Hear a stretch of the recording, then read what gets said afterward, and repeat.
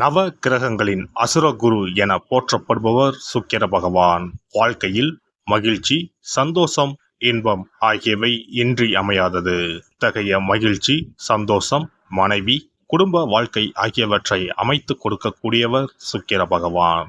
களத்திர காரகன் என திருநாமம் கொண்டவர். லட்சுமி தேவியை அதி தேவதையாக கொண்டவர்.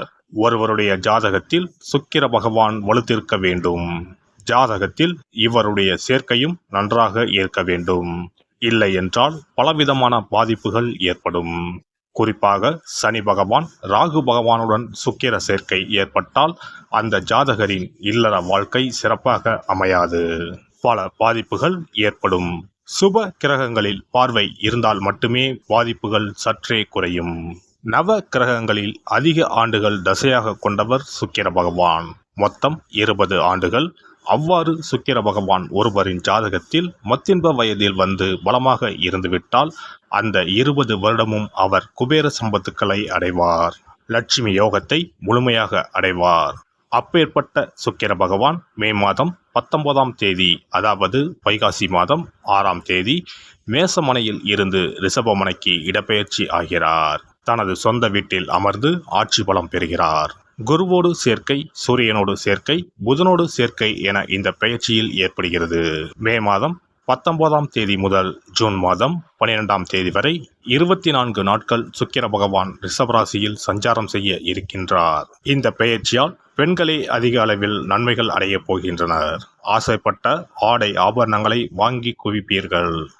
அடைபடாத கடனை அடைத்து நிம்மதி அடைவீர்கள். அடையில் உள்ள பொருட்களை மீட்க அரிதான காலகட்டம் இதுவாகும்.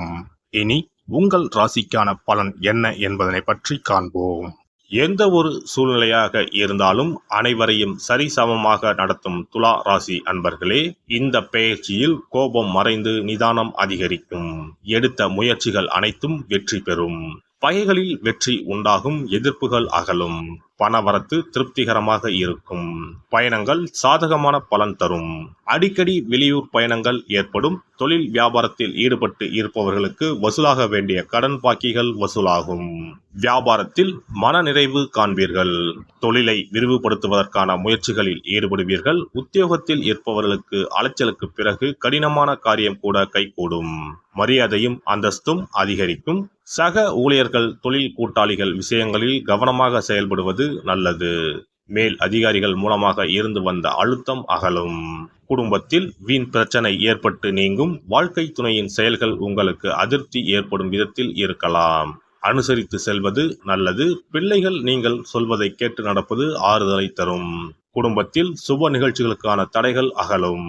பெண்கள் கோபத்தை குறைத்துக் கொள்வது நன்மை தரும். எதிர்ப்புகள் விலகும். பயணங்கள் சாதகமான பலன் தரும்.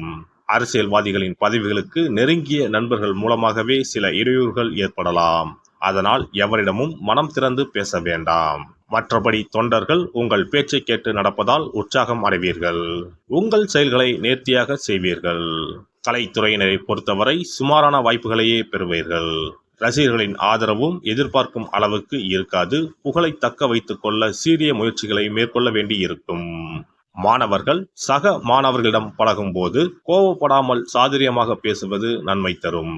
கல்வியில் வெற்றி பெற கூடுதல் நேரம் ஒதுக்கி படிப்பது நல்லது. நட்சத்திர பலன்கள். சித்திரை நட்சத்திரம். இந்த பெயர்ச்சியானது உடல் ஆரோக்கியத்தை தரும்.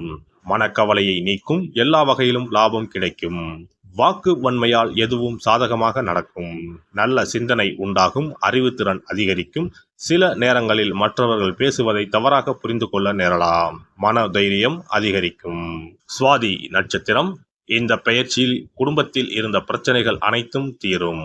உறவினர்கள் மூலம் நன்மை உண்டாகும். கணவன் மனைவிக்கு இடையே இருந்த மன வருத்தங்கள் நீங்கும்.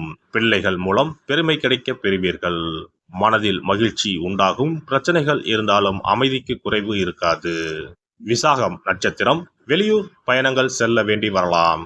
கடன் தொல்லை கொஞ்சம் கொஞ்சமாக குறையும். பயணம் செய்யும் போது உங்களது உடைமைகளை பத்திரமாக பார்த்து கொள்வது நல்லது. தொழில் வியாபாரம் சிறப்பாக நடக்கும். போட்டிகள் குறையும். புதிய வாடிக்கையாளர்கள் கிடைப்பார்கள். வெள்ளிக்கிழமையில் பெருமாள் கோவிலில் தாயாருக்கு தீபம் ஏற்றி வணங்க எதிர்பார்த்த காரியங்கள் நன்றாக நடந்து முடியும். பணவரத்து கூடும். இனி சுக்கிர பகவானின் அருளை முழுமையாக பெற வெள்ளிக்கிழமையில் செய்ய வேண்டிய வழிபாடு என்ன என்பதனை பற்றி காண்போம். வெள்ளிக்கிழமை என்பது தெய்வ வழிபாட்டிற்கு உரிய நாளாகும். அதிலும் குறிப்பாக மகாலட்சுமியை வழிபடுவதற்கு சிறப்பான கிழமையாக கருதப்படுகிறது. நமக்கு செல்வத்தை வாரி வழங்கக்கூடிய மகாலட்சுமி தேவியும் குபேரனும் நம்முடைய பூர்வ ஜென்ம கர்ம வினைக்கு ஏற்ப பலாபலன்களை கொடுக்கிறார்கள்.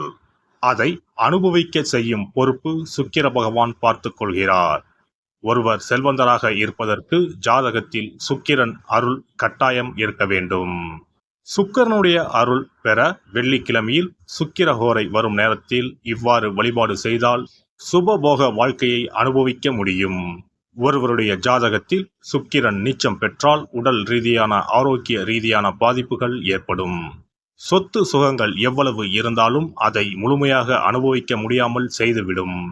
பெரிய பெரிய பணக்காரர்களை எடுத்துக்கொண்டால் அவர்களிடம் எவ்வளவு காசு கொட்டி கிடந்தாலும் சுக்கிர தசை இல்லை என்றால் அவ்வளவு பணமும் வீண் விரயமாகத்தான் போகும். குறிப்பாக மருத்துவ செலவுகள் செய்தே சொத்துக்கள் அழியும் நிலை வரும். இதற்கு சுக்கிர பகவானுடைய வழிபாடு நல்ல ஒரு பலனை கொடுக்கும். சுக்கிர பகவானுக்கு வெள்ளிக்கிழமை என்பது உரிய தினமாகும். சுக்கிரன் அருள் பெற வீட்டில் வெள்ளி பொருட்களை பயன்படுத்துவது நலமாகும். வெள்ளியில் சுக்கிரன் வசிப்பதாக ஐதீகம் உள்ளது. வெள்ளி பொருட்கள் கொண்டு பூஜை செய்தால் சகல சௌபாக்கியங்களும் உண்டாகும்.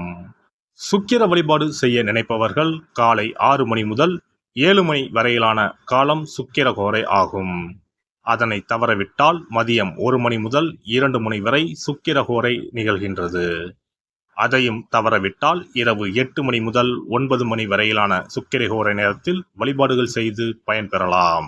இவற்றில் காலை 6 மணி முதல் 7 மணி வரையிலான முதல் சுக்கிரஹோரையில் சுக்கிர வழிபாடு செய்வது சிறப்பான பலன்களை கொடுக்கும்.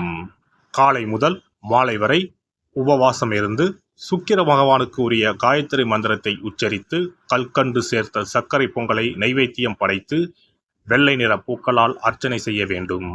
சுக்கிர தசை நடப்பவர்களும் சுக்கிரன் நீச்சம் பெற்ற ஜாதகக்காரர்களும் இந்த வழிபாடு செய்வது சிறப்பான பலன்களை கொடுக்கும். சுக்கிர தசை நடக்கும் பொழுது சுக்கிர வழிபாடு செய்து வர வருமானத்தை சுகமான வாழ்க்கை வாழ்வதற்கு உரிய வகையில் பயணிக்க செய்யும். வீடு நிலம் வாங்குவது, ஆடம்பர பொருட்கள் சொத்துக்கள் போன்றவற்றை வாங்க வைக்கும்.